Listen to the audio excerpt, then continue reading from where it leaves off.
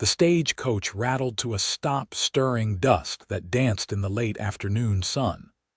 Bartholomew, Bart Benson, shielded his eyes from the glare, his tall frame tensing as he watched the coach door swing open. This was the moment he'd been waiting for and dreading for months.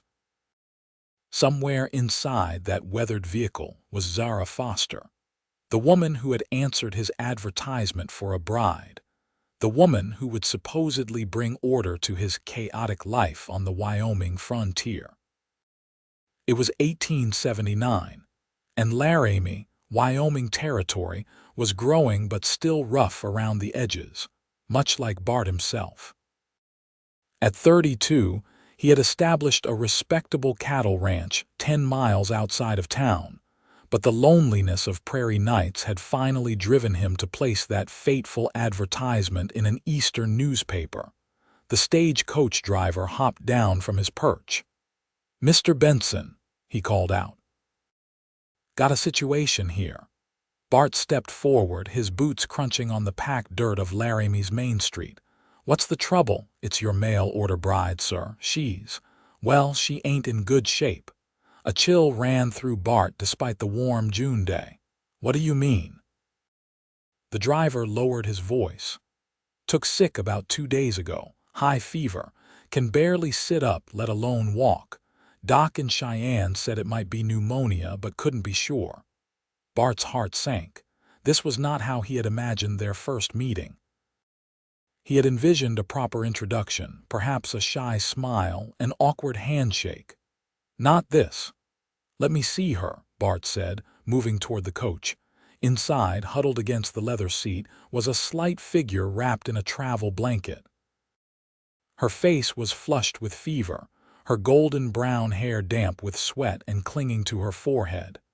Despite her obvious illness, Bart could see she was lovely, with delicate features and long eyelashes that rested against her cheeks. "Miss Foster," he said softly. "I'm Bartholomew Benson." Her eyes fluttered open, revealing a startling shade of green. She tried to speak, but only a raspy whisper emerged before she began coughing. "Don't try to talk," Bart said quickly, reaching for her hand. It felt frighteningly hot. "You're ill. We need to get you somewhere comfortable." She shook her head weakly, clearly distressed at being unable to communicate. "Then let me listen," Bart said, his voice gentle. "Let me listen to what you need, to what you're trying to say without words. Right now, what you need is rest and care, and I aim to provide that." Relief washed over her face and she nodded slightly before closing her eyes again. Bart turned to the driver. "Where are her things?" "Up top. Not much, just one trunk and a carpet bag." "Have them sent to my ranch. I'm taking her to Doc Sullivan's right now." Without hesitation, Bart reached into the coach and carefully lifted Zara into his arms. She was lighter than he expected, and he could feel the heat of her fever through her traveling dress. Her head lolled against his shoulder as he strode purposefully down the street, drawing curious glances from townsfolk. The doctor's office was 3 buildings down, a modest structure with a painted sign hanging above the door. Bart shouldered his way inside, calling out, "Doc Sullivan." "Need your help here." Dr. James Sullivan emerged from the back room, wiping his hands on a cloth. His eyebrows rose at the sight of Bart carrying the unconscious woman. "What's this, Benson?" "My mail-order bride," Bart said, his voice rough with worry. "Just arrived on the stage from back east. She's burning with fever." Sullivan gestured to an examination table. "Put her down here, gently now." Bart laid Zara on the table as if she were made of porcelain. "The driver said it might be pneumonia." The doctor frowned, pressing his palm to Zara's forehead. Could be influenza. Could be a dozen things. Let me examine her properly." Bart stepped back, his hat in his hands, twisting the brim nervously. Do you think she'll?" "I won't lie to you, Bart. She's very ill. But she's young and she made it this far, which shows she's got fight in her." Sullivan began his examination, his movements efficient and practiced. "You should wait outside." Bart shook his head firmly. "I'm staying." The doctor didn't argue, focusing instead on his patient. He listened to her lungs with his stethoscope, checked her throat, felt for swollen glands. All the while, Bart stood silently, his eyes never leaving Zara's face. Finally, Sullivan straightened. "It's pneumonia, all right. Both lungs are congested. She needs rest, fluids, and careful nursing." "What can I do?" Bart asked immediately. "Not much here in town." "She needs a proper bed, warm broth, and someone to watch over her day and night." The doctor eyed Bart speculatively. "Your ranch house isn't exactly set up for a sick woman." Bart squared his shoulders. "It will be by the time we get there." Sullivan nodded slowly. "I'll give you some medicine, laudanum for the pain, and a tonic that might help break the fever. Keep her warm but not overheated. Try to get her to drink water even if she's not fully conscious." "I understand. And Bart," the doctor added, his voice serious, "prepare yourself. The next few days will tell whether she pulls through or not." The words hit Bart like a physical blow. He had not even spoken properly with Zara yet, had not heard her voice or learned her thoughts, and already he might lose her. "She won't die," he said firmly. "I won't let her." Sullivan's expression softened. "I know you'll do your best. Let me write down instructions for her care." While the doctor prepared the medicines and wrote his notes, Bart gazed down at Zara. In her letters, she had seemed so vibrant, so full of quiet determination. She had written of her dreams for a new life in the West, away from the crowded streets and limited prospects of Philadelphia. She had responded to his honesty about the hardships of ranch life with practical questions and thoughtful considerations. Now here she was, fighting for each breath. "I've sent Billy to fetch Mrs. Holloway," Sullivan said, returning with a small parcel of medicines. "She'll help you get Miss Foster settled at your place." Bart nodded gratefully. Edith Holloway was the closest thing Laramie had to a nurse, a widow with a reputation for level-headed care during illnesses and childbirth alike. Within the hour, Mrs. Holloway had arrived, assessed the situation with brisk efficiency, and helped arrange for Zara to be transported to Bart's ranch in his wagon, which he had padded with quilts and blankets. The journey was slow and careful, with Bart driving as smoothly as possible over the rutted trail while Mrs. Holloway sat in the back, monitoring Zara's condition. By the time they reached the ranch, the sun was setting, painting the sky in brilliant oranges and pinks. Under different circumstances, Bart might have pointed out the beauty to his new bride, might have watched her face for signs of approval or disappointment at her first glimpse of her new home. Instead, he carried her swiftly inside, following Mrs. Holloway's directions to place her in the small bedroom he had prepared for her arrival. The room was sparse but clean, with a narrow bed, a washstand, and a simple wooden chest of drawers. "This won't do," Mrs. Holloway declared, surveying the room. "She needs to be elevated to help her breathing. And we'll need hot water, clean linens, and a chair for whoever's sitting with her." Bart nodded, already moving to follow her instructions. "Whatever she needs." The next hours passed in a blur of activity. Bart's ranch hand, young Tommy White, was dispatched back to town with a list of supplies. Bart himself worked tirelessly, heating water on the stove, carrying it to the sick room, following Mrs. Holloway's instructions to the letter. By midnight they had established a routine. Zara lay propped up on pillows, her breathing still labored but slightly less desperate. Mrs. Holloway had changed her into a clean nightgown from her trunk, bathed her face with cool water, and administered the first doses of medicine. "You should rest, Mr. Benson," Mrs. Holloway said, her voice gentle but firm. "I'll watch over her tonight." Bart shook his head. "I'll stay." "You take the spare room and get some sleep." "At least sit down then," she insisted, gesturing to the chair they had placed beside the bed. Reluctantly, Bart settled into the chair, his eyes never leaving Zara's face. Mrs. Holloway left the room, promising to return in a few hours to relieve him. In the quiet of the night, with only the sounds of Zara's labored breathing and the occasional creak of the house settling, Bart found himself speaking softly. "I don't know if you can hear me, Miss Foster Zara, but I want you to know that you're safe here. This isn't how I imagined welcoming you, but I promise I'll do everything I can to help you recover." He reached out hesitantly, then gently took her hand in his. It was still too warm, but her fingers curled slightly around his, as if seeking comfort. "I've been rereading your letters," he continued, his voice a low murmur. "You wrote about wanting to see the western sky, about how you were tired of buildings blocking the horizon. Well, the sky here is bigger than you can imagine. Stars so bright you'd think you could reach up and pluck them like apples." He talked on through the night, telling her about the ranch, about the small herd of cattle he was building, about his hopes for expanding once he had a partner to share the burden. He spoke of the creek that ran along the eastern edge of his property, of the wild roses that bloomed in spring, of the family of foxes that had made a den near the south pasture. "I want to show you all of it," he said softly. "So you need to fight this sickness, Zara. You need to get well." When Mrs. Holloway returned shortly before dawn, she found Bart still holding Zara's hand, still talking in that gentle, steady voice. The older woman nodded approvingly. "Keep doing that," she said. "Sometimes folks can hear even when they seem far away.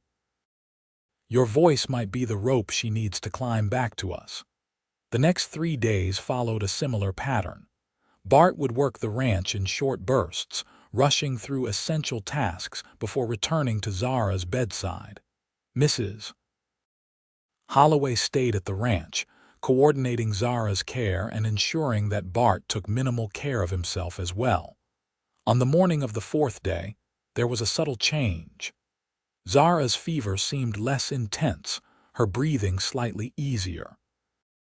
When Bart placed a spoonful of broth to her lips, she swallowed consciously rather than reflexively. "I think she's turning the corner," Mrs. Holloway said cautiously. Bart felt hope surge through him. "Zara, can you hear me?" Her eyelids fluttered, then opened. Those green eyes, clouded with illness but unmistakably alert, focused on his face. She tried to speak, but only a painful croak emerged. "Don't try to talk," Bart said quickly. "You've been very ill. Just rest." She shook her head slightly, clearly frustrated. "Then let me listen," Bart said again, just as he had when they first met. "Squeeze my hand once for yes, twice for no. Are you in pain? 1 squeeze. Is it your throat that hurts most? 2 squeezes. Your chest? 1 firm squeeze." Bart nodded. "Mrs. Holloway, could we have more of that herbal steam you made yesterday?" It seemed to ease her breathing. The older woman nodded approvingly. "Good thinking, Mr. Benson. I'll prepare it right away." As Mrs. Holloway left the room, Zara squeezed Bart's hand to regain his attention. When he looked at her, she mimed writing. "You want to write something down? 1 squeeze." Bart found a pencil and paper, helping her sit up slightly against the pillows. Her hands trembled with weakness, but her determination was evident as she slowly formed the words, "Thank you for taking care of me." Bart felt emotion tighten his throat. "Of course, you're my responsibility now." She frowned slightly at that, writing again, "Not what you expected." He smiled gently.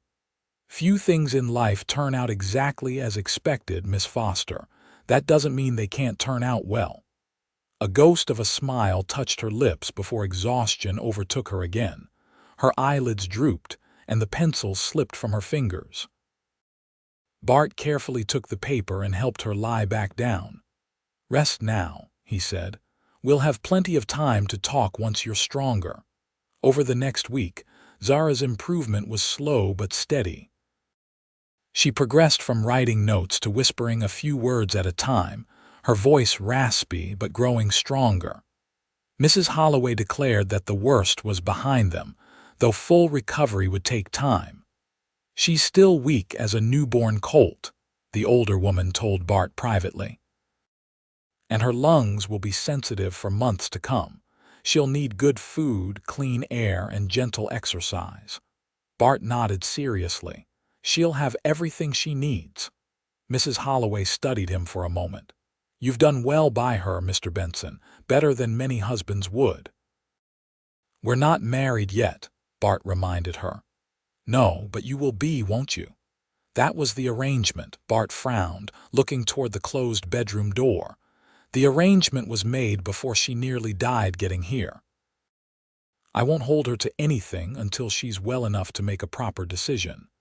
Mrs. Holloway patted his arm. "That's why I said you've done well by her. Not many men would be so considerate." As Zara grew stronger, she began to sit up for longer periods, even managing to move to a chair by the window where she could look out at the rolling grasslands that surrounded the ranch house. Bart brought her books from his small collection and borrowed more from friends in town. He told her stories about the area, about the characters who populated Laramie and the surrounding ranches. One evening, about 2 weeks after her arrival, Zara's voice was finally strong enough for a real conversation. Bart had brought her dinner on a tray, a hearty stew with fresh bread that Mrs.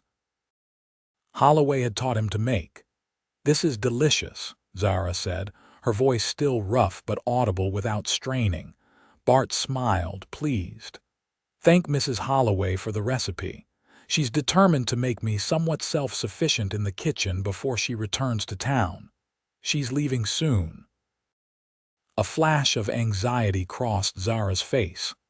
"Not until you're stronger," Bart assured her, "and even then only if you're comfortable with her going." Zara nodded, visibly relieved. She took another spoonful of stew, then set it aside. "Mr. Benson, Bart, please." "Bart," she amended with a small smile. "I need to thank you properly for everything you've done. When I fell ill on the journey, I was terrified, not just of dying, but of being a burden to a stranger." "You're not a burden," Bart said firmly. "Nevertheless, this isn't what you signed up for when you advertised for a bride. You wanted a partner, not a patient." Bart pulled his chair closer to hers. "Zara, listen to me. Life out here is unpredictable. Storms come without warning, cattle take sick, crops fail. Anyone who can't adapt doesn't last long. I'd be a poor excuse for a rancher and a poorer excuse for a man if I couldn't handle an unexpected illness." She studied his face, her green eyes searching. "You're a good man, Bartholomew Benson. Better than I dared hope for when I answered your advertisement. You haven't seen me in a foul mood yet," he warned with a hint of humor. "Ask Tommy about the time the fence broke and half the herd wandered onto Harrington's land." That earned him a genuine laugh, though it quickly turned into a cough. Bart poured her a glass of water, waiting until the spasm passed. "When I'm fully recovered," Zara said when she could speak again, "we should discuss our arrangement. The terms may need to be reconsidered." "There's time for that," Bart said gently. "For now, just focus on getting well." But as the days passed and Zara's strength returned, Bart found himself increasingly uncertain about their future. The woman he was coming to know was not exactly the woman from the letters. She was stronger in some ways, more vulnerable in others. Her illness had stripped away any pretense, revealing a core of quiet courage that impressed him deeply. He wondered if she still wanted this life, this marriage. Perhaps the reality of the frontier, its isolation, its hardships would seem too daunting after her brush with death. Perhaps she would prefer to return east, to the familiar comforts of civilization. The thought made his heart ache in a way he hadn't anticipated. By the end of the 3rd week, Zara was well enough to move around the house freely, though she tired quickly. "Mrs. Holloway," satisfied with her progress and confident in Bart's ability to continue her care, prepared to return to town. "You'll come back and check on her?" Bart asked anxiously as he helped the older woman into his wagon. "In a few days," Mrs. Holloway promised. "But she's past the danger now. Just make sure she doesn't overexert herself." After Mrs. Holloway's departure, a new awkwardness descended on the ranch house. Without the older woman's presence as a buffer, Bart and Zara became acutely aware of their unusual situation, an unmarried man and woman living under the same roof, with only young Tommy as a nominal chaperone. Bart took to sleeping in the barn, insisting that Zara keep the main bedroom while he gave Tommy the spare room. The arrangement was far from ideal, especially as autumn approached and the nights grew cooler, but Bart was determined to protect Zara's reputation. One evening in late September, as they sat on the porch watching the sunset, Zara finally broached the subject they had been avoiding. "We need to make a decision," she said quietly. "About our future." Bart nodded, keeping his eyes on the horizon. "I know. People in town are starting to talk. Mrs. Holloway tries to shield me from it, but I can tell from the way some of the women look at me when I go to the general store." "I'm sorry about that," Bart said, his jaw tightening. "Folks should mind their own business." "It's human nature to gossip," Zara said with a slight shrug. "And our situation is unusual." Bart turned to look at her then. The setting sun gilded her profile, highlighting the elegant line of her jaw, the gentle curve of her lips. Her illness had left her thinner, but there was a healthy flush to her cheeks now, and her eyes were bright and clear. "What do you want, Zara?" he asked directly. "Do you want to go back east?" She looked startled. "Is that what you think I want?" "I wouldn't blame you if you did. This life is hard even when everything goes right, and your introduction to it couldn't have been worse." Zara was quiet for a long moment, her fingers plucking absently at a loose thread on her sleeve. "Finally," she said, "in my darkest moments, when the fever was highest and breathing was hardest, I had dreams, or perhaps they were delusions. I dreamt I was floating above a vast prairie, watching the grass wave like the sea. I dreamt of stars so bright they hurt my eyes, and I dreamt of a voice, your voice, anchoring me, keeping me from drifting away completely." She turned to face him fully. "I don't want to go back east, Bart. I want to see if those dreams can become real. I want to see if we can build something together here." Relief washed through him, followed immediately by a surge of something deeper, warmer. "Are you saying you still want to marry me?" "I'm saying I want us to court properly," she clarified with a small smile. "We've done everything backwards so far. You've seen me at my worst before you've even seen me at my ordinary. I think we should take some time to know each other as we are, not just as we appeared in letters." Bart considered this. It was sensible, cautious, and unexpectedly disappointing. He had grown accustomed to thinking of her as his future wife, had already begun to imagine their life together. "That's fair," he said finally, "but it doesn't solve the immediate problem of appearances." "No," she agreed. "Which is why I've been thinking. Mrs. Holloway mentioned that she might be willing to move in temporarily as a chaperone of sorts. She's been wanting to repair her roof before winter, and Tommy mentioned you're good with carpentry. Perhaps an arrangement could be made." Bart grinned, impressed by her practical solution. "That's clever thinking. I'd be happy to fix her roof in exchange for her company, and it would give us time to court properly, as you said. So we have a new arrangement." Zara held out her hand as if to seal a business deal. Bart took her hand, but instead of shaking it, he turned it gently and pressed a kiss to her knuckles. "We have a new beginning." The blush that rose to her cheeks was more gratifying than he could have expressed. With Mrs. Holloway installed as chaperone, Bart and Zara began their unconventional courtship. Though they lived under the same roof, They established boundaries that respected propriety while allowing them to learn about each other in the ordinary rhythms of daily life. Bart discovered that Zara was an early riser who loved the quiet hours of dawn. She was well-read but practical, able to discuss literature one moment and the best way to preserve vegetables the next.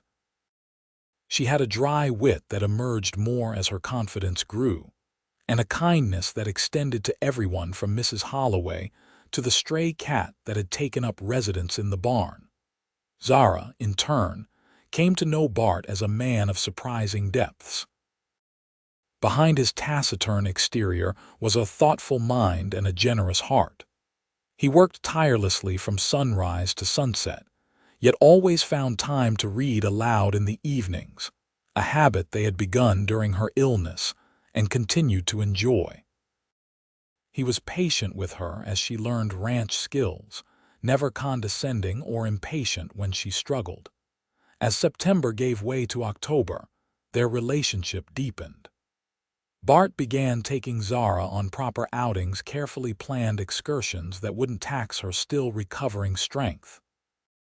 They rode along the creek where wild roses had bloomed in spring, visited the fox den, now abandoned until next year, and picnicked on a hilltop that offered views all the way to the distant mountains. On one such outing, as they sat on a blanket sharing a simple meal of bread, cheese, and apples, Zara asked a question that had been on her mind. "Why did you advertise for a mail-order bride, Bart?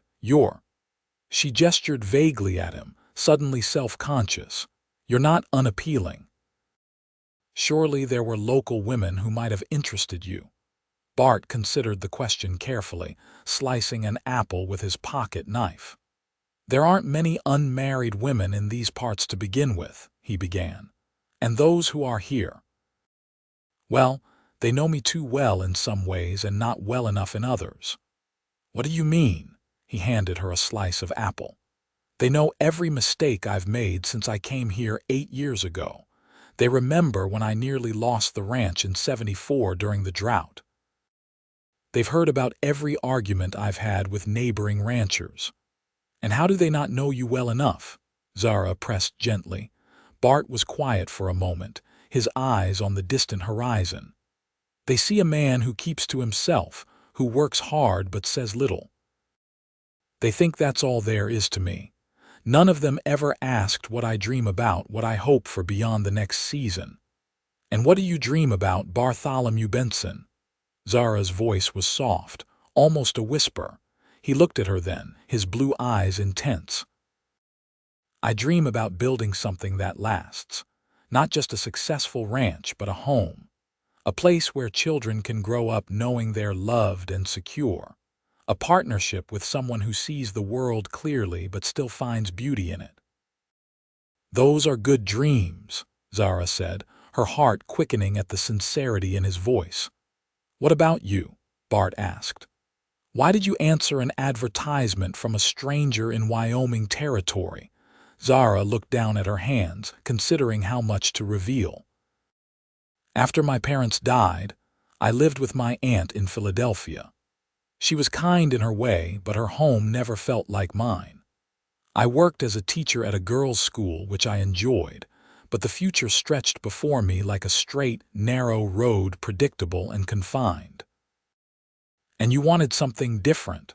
"I wanted possibility," she said simply.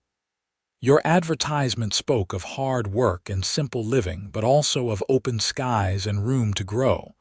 You were honest about the challenges but hopeful about what could be built. It resonated with something in me." "Even though you knew nothing about ranching," Zara smiled. "I knew nothing about pneumonia either, but I managed to survive that. I'm a quick study, Mr. Benson." He laughed, a full, rich sound that sent a flock of birds startling from a nearby tree. "That you are, Miss Foster. That you are." As October waned, bringing the first hints of winter's chill, Zara's strength continued to improve. She began taking on more responsibilities around the ranch house, cooking alongside Mrs. Holloway, tending the kitchen garden, and even learning to care for the chickens that provided eggs and occasional Sunday dinners. Bart, watching her progress with quiet pride, found himself falling deeper into feelings he could no longer deny were love. It wasn't just her physical beauty, though that was undeniable. It was her resilience, her intelligence, her willingness to adapt to this new life without complaint. One evening, as they sat by the fire after Mrs. Holloway had retired for the night, Bart gathered his courage. "Zara," he began, his voice serious, "we've been courting for nearly 2 months now." She looked up from her sewing, a small smile playing at her lips. "Has it been that long? It seems like just yesterday I was too weak to speak and you were telling me to let you listen. You remember that?" "Of course I do. It was the first time I felt truly safe since leaving Philadelphia." Bart moved from his chair to kneel beside hers, taking her hands in his. "Zara Foster, I think you know how I feel about you.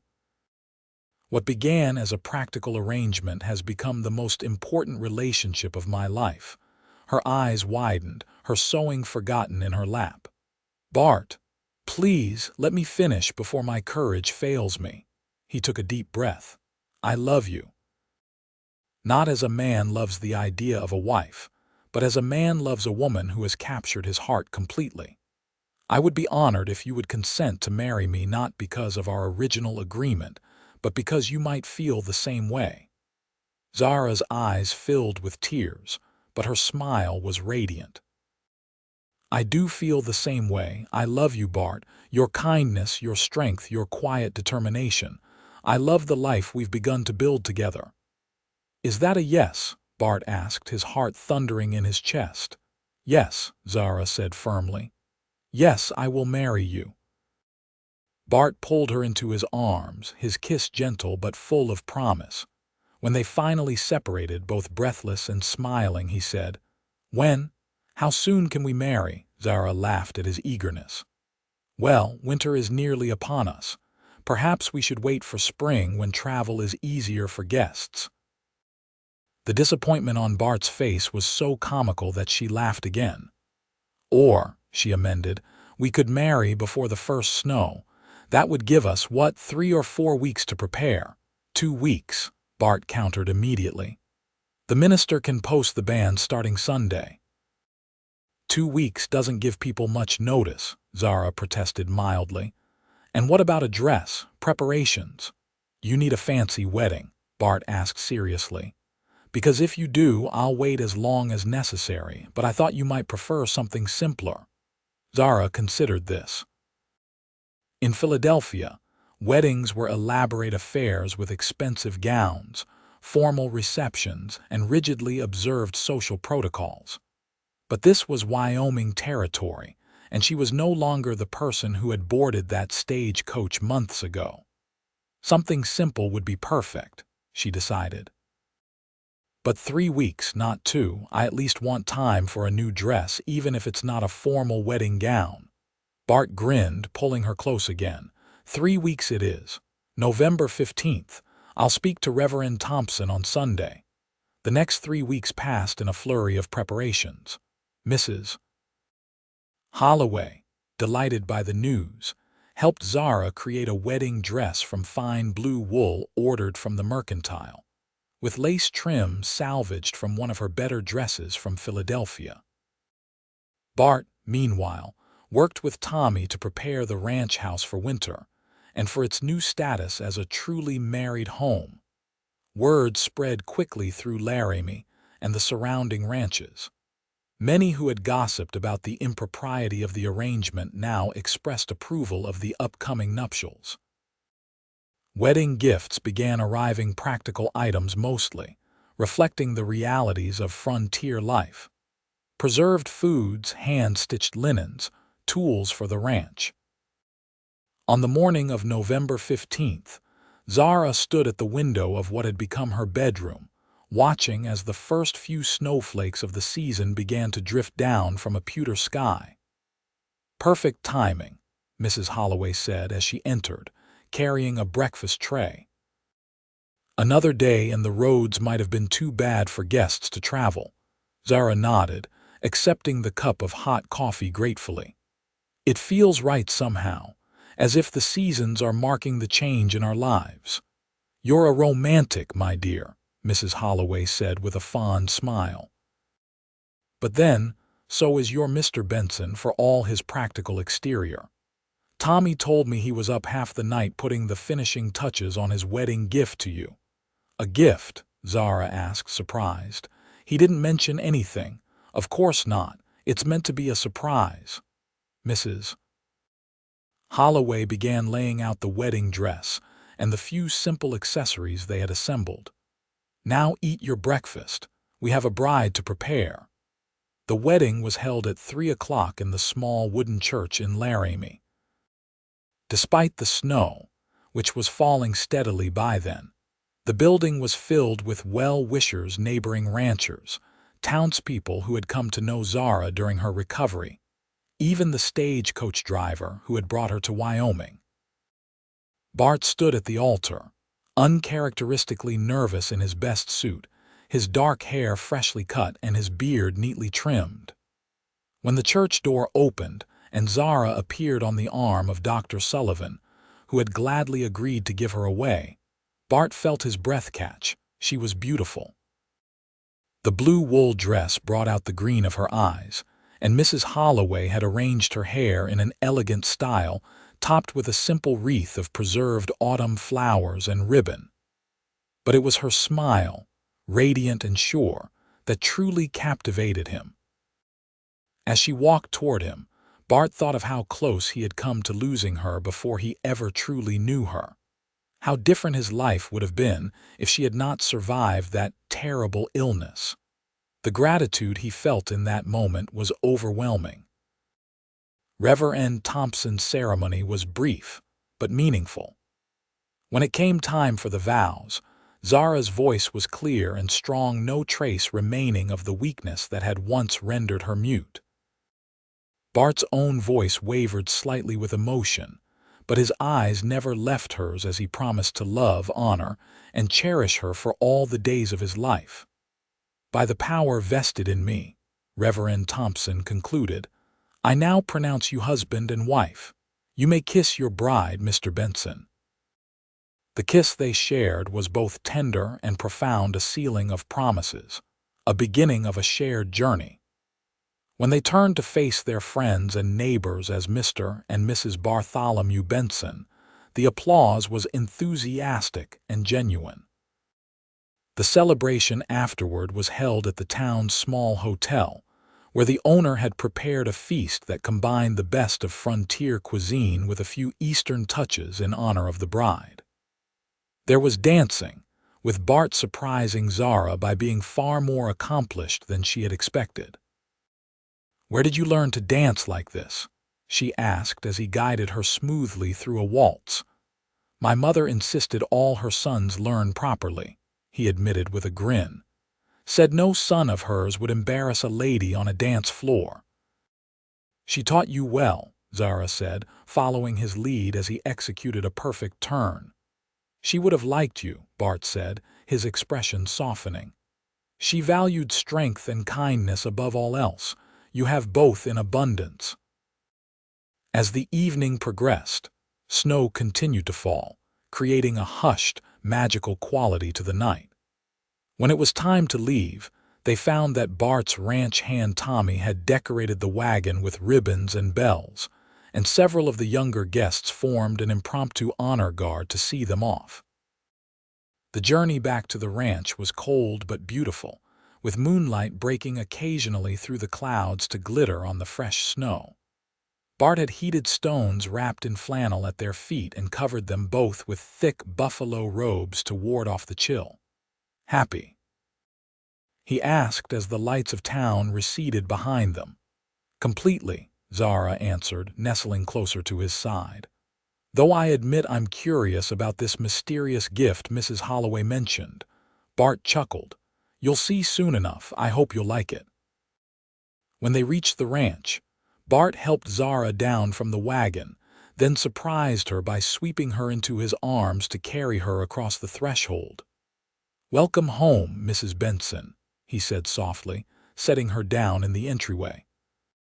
The house was warm and welcoming, with lamps lit and a fire blazing in the hearth. Tommy had clearly ridden ahead to prepare for their arrival, though he had tactfully made himself scarce now. "Close your eyes," Bart instructed, taking her hand. Zara obeyed, allowing him to lead her carefully through the house. She heard a door open, felt a slight change in the air temperature. "All right," Bart said, his voice betraying his nervousness. "You can look now." Zara opened her eyes and gasped. They were standing in what had been a small, unused room off the main bedroom, a space Bart had once mentioned might someday make a good nursery. But it was transformed.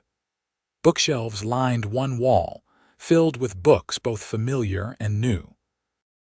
A comfortable reading chair sat by the window, with a small table beside it holding a lamp. On another wall hung a beautiful landscape painting of Wyoming prairie in spring. "A library," Zara breathed, turning to take it all in. "You built me a library. You mentioned in one of your letters how much you missed having books around you," Bart explained. "I remembered that. Some of these were my mother's, some I've collected over the years, and others I ordered from Denver." Zara ran her fingers along the spines of the books, recognizing titles she had mentioned loving and others she had always wanted to read. "This is the most thoughtful gift anyone has ever given me." "There's one more thing," Bart said, reaching into his pocket and pulling out a small, worn volume. "This was my mother's favorite book of poetry. I thought perhaps you might read some to me tonight." Zara took the book, deeply moved by the layers of meaning in the gesture, not just the precious family heirloom he was sharing, but the invitation for her to use her voice, to be heard in this most intimate way. "I would love to," she said softly. Later, after they had changed from their wedding finery and settled before the fire in their bedroom, Zara opened the book of poetry. Bart sat beside her, his arm around her shoulders, his face expectant. She began to read, her voice clear and expressive, bringing the words to life. Bart listened intently, just as he had listened when she had been unable to speak, with complete attention and care. When she finished the poem, she closed the book and turned to face him. "When I was ill," she said quietly, "you told me to let you listen. You created a space where I could be heard even in my silence. That was the beginning of my love for you, I think." Bart cupped her face gently. "And I'll keep listening, Zara, for all our days together." "As will I," she promised, leaning forward to seal the vow with a kiss. Outside, snow continued to fall, covering the ranch in a blanket of pristine white, while inside, Bart and Zara Benson began the first night of their life together, a life built on foundations of compassion, respect, and love that had begun with simple, profound words. "Then let me listen." Spring came early to Wyoming territory in 1880, bringing with it new life and fresh beginnings. The harsh winter had given way to a landscape transformed, rolling hills carpeted in vibrant green, wildflowers dotting the prairie in splashes of color, and clear blue skies that seemed to stretch forever. For Bart and Zara Benson, that spring marked not just the renewal of the land, but the flourishing of the life they had built together through the long, intimate months of winter. Their marriage, forged in unusual circumstances and tested by Zara's illness, had deepened into a partnership that surprised even them with its strength and harmony. On a warm May morning, Zara stood on the porch of their ranch house, watching as Bart worked with the new colts in the corral. His movements were confident and gentle, his deep voice carrying across the yard as he spoke soothingly to a particularly skittish yearling. She smiled, her hand absently moving to rest on her stomach. She hadn't told him yet, wanted to be certain before sharing the news that would change their lives once again. But after 3 missed monthly courses and the telltale morning sickness that had begun the week before, she could no longer deny the evidence. They were going to have a baby. The realization still sent a thrill of both excitement and trepidation through her. A year ago, she had been a schoolteacher in Philadelphia, her life orderly and predictable. Now she was a rancher's wife in Wyoming Territory, expecting their first child. The transformation was remarkable. "You're looking mighty thoughtful this morning," came a voice from behind her. Zara turned to find Mrs. Holloway emerging from the house, wiping her hands on her apron. The older woman had remained a regular presence in their lives, coming to help with larger household tasks several times a month. Her shrewd eyes missed little, and Zara suspected she had already guessed what Zara herself had only recently confirmed. "Just enjoying the view," Zara said, gesturing toward Bart in the corral. Mrs. Holloway chuckled. "He is a fine figure of a man, your husband. And a good one, too, which matters more in the long run." "Yes, he is," Zara agreed softly. The older woman studied her for a moment. "When do you plan to tell him?" Zara sighed, not bothering to pretend ignorance. "Is it that obvious?" "Only to someone who's seen as many expectant mothers as I have," Mrs. Holloway assured her. "You've got that look about you, part wonder, part terror." "That's exactly how I feel," Zara admitted with a small laugh. "I want to tell him, but I'm waiting for the right moment." "There's no perfect moment for news like that," Mrs. Holloway advised.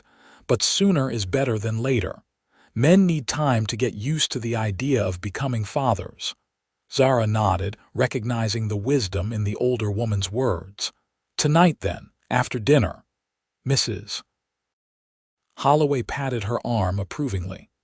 "Good girl. Now come help me finish this bread before I head back to town. Kneading dough is good for working out nerves." That evening, after Mrs. Holloway had departed, and they had enjoyed a simple but satisfying dinner, Zara and Bart settled into what had become their favorite evening ritual. While Bart built up the fire against the slight chill that still lingered after sunset, Zara selected a book from the shelves of the small library he had created for her. They had been working their way through Middlemarch for several weeks, taking turns reading aloud. Tonight was Zara's turn, but as she sat beside Bart on the sofa, the book remained closed in her lap. "Everything all right?" Bart asked, noticing her hesitation. "If you're tired, I can read tonight." "It's not that," Zara said, setting the book aside. "There's something I need to tell you." Bart turned to face her fully, his expression immediately concerned.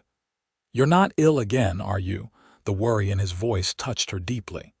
Despite her full recovery, the memory of her near-fatal pneumonia still haunted him. "No, nothing like that," she assured him quickly. Well, it's good news, I hope." Bart took her hands in his blue eyes steady on hers. "Whatever it is, you can tell me." Zara took a deep breath. "I'm going to have a baby, our baby. In November, I think." For a moment, Bart remained perfectly still, as if processing her words. Then his face transformed with a joy so pure and unguarded that it brought tears to Zara's eyes. "A baby," he repeated, his voice hushed with wonder. "We're going to be parents," Zara nodded, smiling through her tears. "Yes. Are you happy?" In answer, Bart gathered her gently into his arms, cradling her as if she had suddenly become incredibly fragile. "Happy doesn't begin to describe it," he murmured against her hair. "I'm overwhelmed, in the best possible way." He pulled back to look at her, his own eyes suspiciously bright. "How long have you known?" "I've suspected for a few weeks, but I wanted to be sure before I told you. And you're feeling well, no problems?" Zara smiled at his immediate concern. "Some morning sickness, but that's normal. Otherwise, I feel fine, strong." Bart's hand moved tentatively toward her stomach, then hesitated. "May I?" "Of course," Zara said softly. "Though there's nothing to feel yet. The baby's too small." Nevertheless, Bart placed his large, calloused hand gently on her still flat abdomen, his expression one of awe. "Our child is in there," he said, his voice filled with wonder. "A new life we created together." "The next generation of Bensons," Zara agreed, covering his hand with her own. "A child who will grow up under these Wyoming skies, learning to ride and rope from their father, to read and calculate from their mother. And to value both equally," Bart added firmly, "whether it's a boy or a girl." Zara's heart swelled with love for this man who continually surprised her with his quiet progressiveness. In the East, many men still viewed women's education as secondary at best, unnecessary at worst. But Bart had always respected her mind as much as any other aspect of her being. "I love you," she said simply. Bart leaned forward to kiss her, his lips gentle against hers. "And I love you, Zara Benson, more with each passing day." The news of Zara's pregnancy spread quickly through their small community. Mrs. Holloway, sworn to secrecy until they were ready to announce it publicly, had nevertheless prepared the ground with hints and meaningful glances that had the ladies of Laramie speculating long before any official word was given. Dr. Sullivan, upon examining Zara in June, confirmed that all appeared well with both mother and child. "Keep doing whatever you've been doing," he advised. "Fresh air, good food, moderate exercise, and rest when your body tells you to rest." As summer bloomed across the prairie, Zara's body changed with the landscape. Her slender frame rounded, her complexion took on the fabled glow of expectant motherhood, and her energy waxed and waned like the moon that hung above their ranch house at night. Bart watched these changes with fascination and increasing protectiveness. He insisted on hiring a young woman from town, Beth Anderson, to help with the heavier household chores. He brought home special treats from the mercantile candied ginger for her occasional nausea, a softer pillow for her increasingly restless nights, books about child-rearing that he had ordered all the way from Chicago. "You're spoiling me," Zara protested one evening as he massaged her swollen feet after a long day. "I'm taking care of what's precious to me," Bart corrected gently. "Just as you would do for me if our positions were reversed." She couldn't argue with that. It was true that their relationship had always been built on mutual care, each attending to the other's needs without keeping score. It was one of the unexpected blessings of their unusual beginning, having seen each other at their most vulnerable. They had none of the false pride that often complicated marriages. As her pregnancy progressed, Zara found herself thinking often of her own mother, who had died when Zara was 16. There were questions she wished she could ask, experiences she longed to share. The absence felt particularly acute as she prepared to become a mother herself. One afternoon in August, as she sorted through a trunk of baby clothes that the women of Laramie had collectively provided, some new, some handed down through families, Zara found herself unexpectedly overcome with grief. Sitting amid the tiny garments, she wept for her mother, for the guidance she would never have, for the grandmother her child would never know. That was how Bart found her when he came in from the fields, tearful among scattered baby gowns and caps. "Zara," he asked, immediately concerned. "What's wrong? Is it the baby?" She shook her head, embarrassed to be caught in such a state. "No, nothing like that. It's foolish, really." Bart knelt beside her, gently wiping tears from her cheeks. "If it's making you cry, it's not foolish, tell me." So she did, haltingly at first, then with increasing emotion as she shared her longing for her mother's presence, her fears about her own adequacy as a mother, her worries about raising a child so far from the support system she had known in the East. Bart listened as he always did, completely and without interruption. When she finally fell silent, he took her hands in his. I understand missing your mother, he said quietly. I still miss mine, especially at important moments. But Zara, you're not alone in this. You have me. You have Mrs. Holloway, who's practically adopted you. You have the women of Laramie who have already shown they're eager to support you. I know, Zara acknowledged, squeezing his hands gratefully. And as for whether you'll be a good mother, Bart shook his head, a small smile playing at his lips. I've watched you nurture seedlings in the garden, care for injured animals, teach Tommy to read better. Nurturing is in your nature, Zara. Our child will be blessed to have you as a mother. The simple sincerity in his words calmed her fears more effectively than any elaborate reassurances could have done. This was one of Bart's greatest gifts, the ability to cut through confusion to the heart of a matter, to offer clarity when she needed it most. Thank you, she said softly. For listening, for understanding. Always, he promised, helping her to her feet and into a chair more comfortable than the floor. Now tell me about these clothes. Which ones do you like best? As autumn approached, Bart threw himself into preparations for the coming winter and for the birth that would occur during its darkest days. He expanded the chicken coop to ensure a steady supply of fresh eggs, put up more preserves than they could possibly need, and added extra insulation to the house to ward off the notorious Wyoming cold. Most significantly, he converted the small room adjacent to their bedroom, which had briefly served as Zara's library, before they moved the books to a larger space into a proper nursery. Working in the evenings and on rainy days when outdoor tasks were impossible, he crafted a cradle from pine wood, carving intricate designs of prairie flowers along its sides. It's beautiful, Zara breathed when he finally showed her the finished piece. Where did you learn to carve like this? My father taught me the basics, Bart explained, running his hand over the smooth wood. But I've been practicing. Wanted it to be special.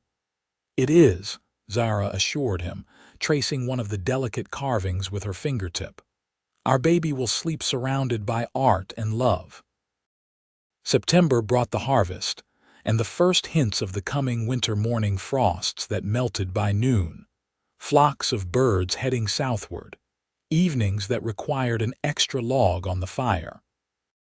Zara's body continued its remarkable transformation, her belly now prominently rounded, the baby's movements increasingly vigorous. I think we have a future horseman in there, Bart joked one night as they lay in bed, his hand resting on her stomach to feel the rhythmic kicks. Or horsewoman. Or perhaps a dancer, Zara suggested, wincing as a particularly strong movement caught her under the ribs. Though at the moment it feels more like a boxer. Either way, strong and healthy, Bart said, his voice warm with pride. As her due date approached, practical considerations took precedence. Dr. Sullivan began making regular visits to the ranch, and plans were made for the birth. Mrs. Holloway would come to stay 2 weeks before the expected date, to help with final preparations and to be present for the delivery. Beth Anderson would increase her hours to manage the household while Zara recovered. Everything's arranged, Bart assured Zara as November began. All you need to do is rest and grow our baby. But nature, as always in Wyoming territory, had its own plans. A week before Mrs. Holloway was scheduled to arrive. An early blizzard descended on Laramie and the surrounding countryside, bringing howling winds and snowdrifts deep enough to make travel impossible. Bart stood at the window of their bedroom, watching the snow swirl in the pre-dawn darkness, his expression grim. No one's getting through this for days, he said quietly. Not even on horseback. Zara, who had been experiencing irregular contractions since midnight, nodded calmly from the bed. Then we'll manage on our own. Bart turned to her, his eyes widening as he registered the significance of her tone. The baby. Now, Not immediately, Zara said, trying to sound more confident than she felt. First babies often take their time, but yes, I think today is the day. For a moment, Bart looked genuinely terrified, the first time Zara had seen such naked fear on his face since the worst days of her illness. Then, visibly, he gathered himself.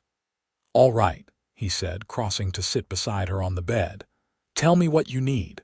What can I do?" Zara reached for his hand, drawing strength from his solid presence. "For now, just stay with me. The contractions are still far apart. We have time to prepare." Over the next several hours, as the blizzard continued to rage outside, they worked together methodically. Bart boiled water, sterilized the few instruments Dr. Sullivan had left for emergency use, and arranged the bedroom for the delivery. Zara, moving between contractions, gave instructions and tried to recall everything she had read about childbirth. By mid-afternoon, the contractions had intensified and were coming regularly. Zara could no longer hide the pain, her face contorting as each wave passed through her. "I should ride for help," Bart said desperately as she gripped his hand through a particularly strong contraction. "The doctor, Mrs. Holloway, someone." "No," Zara said firmly once she could speak again. "The storm's too dangerous. I won't risk losing you too." The two hung in the air between them, the unspoken fear that she might not survive this ordeal. "You're not going to die," Bart said fiercely, as if he could make it true by sheer force of will. "I won't let that happen." Zara managed a small smile. "Some things even the great Bartholomew Benson can't control. But I'm strong, Bart, and this," she gestured to her swollen belly, "is natural. Women have been doing it since the beginning of time." As the hours wore on, and the contractions grew stronger, Zara retreated into herself, focusing all her energy on the monumental task her body was undertaking. Bart remained by her side, wiping her brow with a cool cloth, offering water between contractions, murmuring encouragement that she barely heard but felt as a lifeline nonetheless. Outside, darkness fell early, the blizzard showing no signs of abating. Inside, lit by the golden glow of oil lamps, a more ancient drama unfolded. "I need to push," Zara gasped suddenly, the urge overwhelming all else. "Bart, I need to push now." Bart moved to the foot of the bed, his face pale but determined. "I'm here, Zara, I'm ready." What followed was the most primal experience of both their lives. Zara pushed with all her strength, driven by instinct and desperation. Bart, guided by the pamphlets Dr. Sullivan had left and by Zara's gasped instructions, prepared to catch their child. And then, with one final, tremendous effort from Zara, it happened, a slippery emergence, a moment of breathless silence, and then the most beautiful sound either of them had ever heard, the indignant wail of their newborn child. "It's a girl," Bart said, his voice choked with emotion. "We have a daughter, Zara, a perfect little girl." Working with shaking hands but remarkable steadiness, he tied and cut the cord as they had discussed, then wrapped the squalling infant in a soft blanket they had prepared. With reverence, he placed the tiny bundle on Zara's chest. "Hello, my love," Zara whispered, tears streaming down her face as she gazed at the red, wrinkled perfection of their daughter. "Welcome to the world." Bart sat beside them on the bed, one arm around Zara's shoulders, the other hand gently touching their daughter's dark hair. "You did it," he said softly. "You incredible, amazing woman, you did it." "We did it," Zara corrected, leaning into his strength. "I couldn't have done this without you." Outside, the blizzard continued to rage, but inside the small ranch house, a new family huddled together in warmth and wonder, marveling at the miracle they had created. They named her Elizabeth Marion Benson, Elizabeth after Bart's mother, Marion after Zara's. By the time the storm cleared enough for Dr. Sullivan to reach them 3 days later, Zara and the baby were doing remarkably well. "You handled this like old hands," the doctor said with approval after examining both mother and child. "Not that I'm advocating unattended births as a regular practice, mind you." "Once was quite enough," Bart assured him, his relief evident now that professional medical help had finally arrived. The winter of 1880–1881 passed in a haze of new parenthood sleepless nights, the constant miracle of watching their daughter grow and change, the deeper bond that formed between Bart and Zara as they navigated this new chapter together. By spring, when the prairie once again burst into life, Elizabeth, already nicknamed Eliza by her adoring father, was a chubby, cheerful baby with Bart's blue eyes and what promised to be Zara's golden brown hair. On a warm day in May, almost exactly a year after Zara had stood on the porch contemplating how to tell Bart about her pregnancy, the three of them sat on a blanket near the creek that ran through their property. Wildflowers dotted the grass around them, and the sound of the water provided a soothing backdrop to their family picnic. "She's trying to crawl again," Bart observed with pride as Eliza pushed up on her hands and knees, rocking back and forth with determination. "She'll be mobile before we know it," Zara agreed, "and then we'll really have our hands full." "We'll manage," Bart said confidently. "We always do." Zara looked at her husband, at the laugh lines that had deepened around his eyes, at the contentment that seemed to radiate from him these days, and felt a surge of gratitude so powerful it almost took her breath away. "You ever think about how differently things might have turned out?" she asked. "If I hadn't fallen ill on the journey here, if you hadn't been the kind of man who would take care of a stranger." Bart considered this, watching as Eliza abandoned her crawling attempts in favor of batting at a dandelion. "I try not to dwell on what-ifs," he said finally. "But I do know that the moment you arrived sick, unable to speak, something in me recognized something in you. Even before I knew you, I think I knew we belonged together." "That's very romantic for a practical rancher," Zara teased gently. Bart smiled, reaching over to tuck a strand of hair behind her ear. "You bring it out in me, Mrs. Benson." They sat in companionable silence for a while, watching their daughter explore the world from the safety of their presence. The Wyoming sky stretched above them, vast and blue, while the land spread out around them, vibrant with spring promise. "When I answered your advertisement," Zara said softly, "I was looking for possibility, for room to grow. I found so much more than that." "What did you find?" Bart asked, his voice equally quiet. Zara looked at him, then at their daughter, then at the home they had built together, not just the physical structure in the distance, but the life they had created. "Everything," she said simply. "I found everything." Bart's smile was like sunrise. "So did I," he said, leaning over to kiss her gently. "So did I."